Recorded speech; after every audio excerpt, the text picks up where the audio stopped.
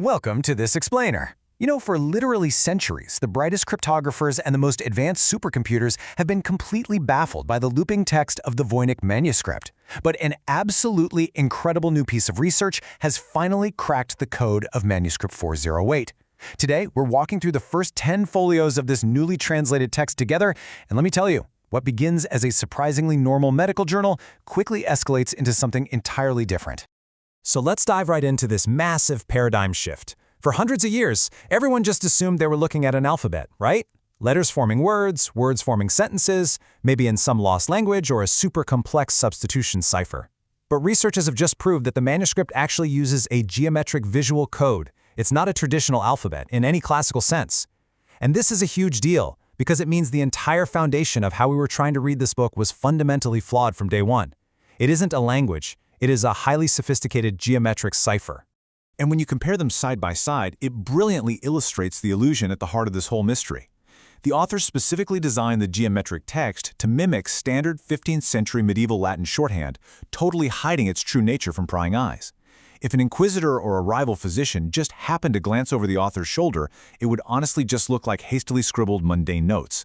It was, quite frankly, an ingenious 15th century camouflage. Okay, so how does this geometric cipher actually function? Well, basically, every single visible character is a circle, either open or closed. That circle acts as your base. But then, its meaning changes entirely based on these tiny microscopic modifications. We're talking about the exact angle or compass direction of an opening, a slight upward or downward stroke, little hooks or dots, or stacking them into figure-8 shapes.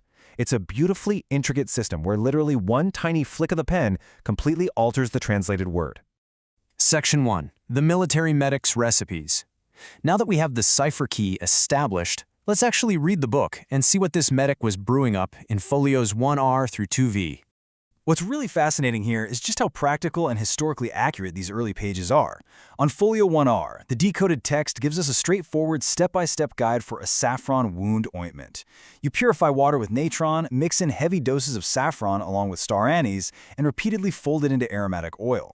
This is a very standard medieval pharmaceutical recipe. It's basically an anti-inflammatory, infection-preventing solve that a military medic would absolutely need for wounded soldiers on the battlefield. Moving on to folio 1V, we can see how this builds. Because if you're a military medic in the 1400s, you aren't just dealing with wounds, you're dealing with warfare. Here, the geometric code provides the exact chemical steps to prepare explosive gunpowder components and caustic treatments.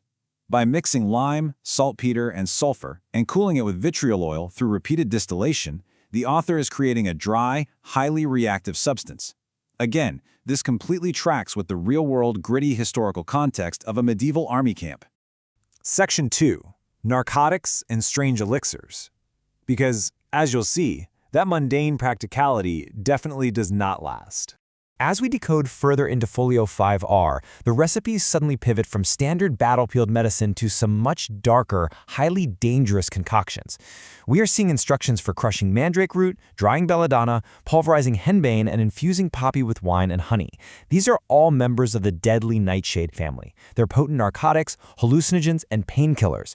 The author is boiling these highly toxic plants in vats of wine over live fires. It requires extreme precision, because one wrong measurement and your painkiller becomes a lethal poison. And then we reach folio 5V. This definition shows our author jumping completely off the deep end. We have gone from almond oil and saffron straight to distilling raven's eyes, goat's blood, snakeskins, and something called fel draconis, which translates to dragon's gall. We've entirely left the realm of treating sword wounds. These are symbolic, ritualistic elixirs now. The military medic has clearly evolved into something far more esoteric. Section 3. The Descent into Alchemy. By the time we reach folio 6R through 9V, grounded medicine has been left completely in the dust. We are plunging headfirst into the highly secretive world of planetary alchemy. These translated pages basically map out an escalating, mystical laboratory checklist for what alchemists called the Great Work. First, you mix metals precisely under the astrological influence of the 7 planets. Then you boil them in a specialized water bath. Next, everything goes into a hermetically sealed vessel to undergo solve et coagula, the dissolving and coagulating of elements. They're using a specialized alchemical furnace to try and fundamentally alter the nature of physical matter itself. As we hit folio 10R, the text becomes deeply philosophical. It maps out the alchemical trinity the author is obsessing over: corpus, the body; anima, the soul; and spiritus, the spirit. The geometric cipher instructs the reader to unify, separate, and transmute these three principles. Historical context tells us that alchemists attempting this specific unification were usually trying to achieve total spiritual enlightenment, or even more wildly, trying to create an artificial human life, a homunculus. It really shows how easily early science bled straight into the occult. Section 4. The Magnum Opus. Finally, we reach folio 10V, the absolute climax of the first section of the manuscript. Everything the author has done, the purifying of salts, the boiling of dark nightshades, the planetary alignment of metals, it all leads to this single monumental goal. The geometric code reveals the grand prize of folio 10V, Perfecto Transmutato Universalis, the universal transmutation.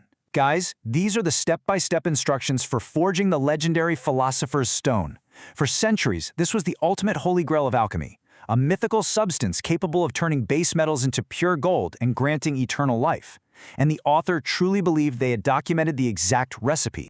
This final translated quote from the 10th folio perfectly captures the wild, sensory reality of this secret notebook.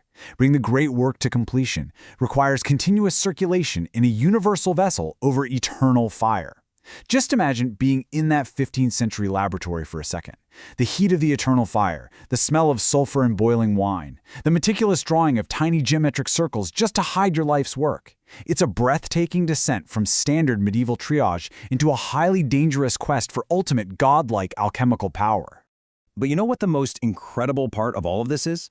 We have literally only just looked at the first 10 folios. The Voynich manuscript is over 200 pages long. If the very first section takes us on a journey from simple saffron wound ointments to the literal Philosopher's Stone, it leaves you wondering, with hundreds of pages left to decode, what other dark, impossible mysteries are waiting to be uncovered inside those geometric circles.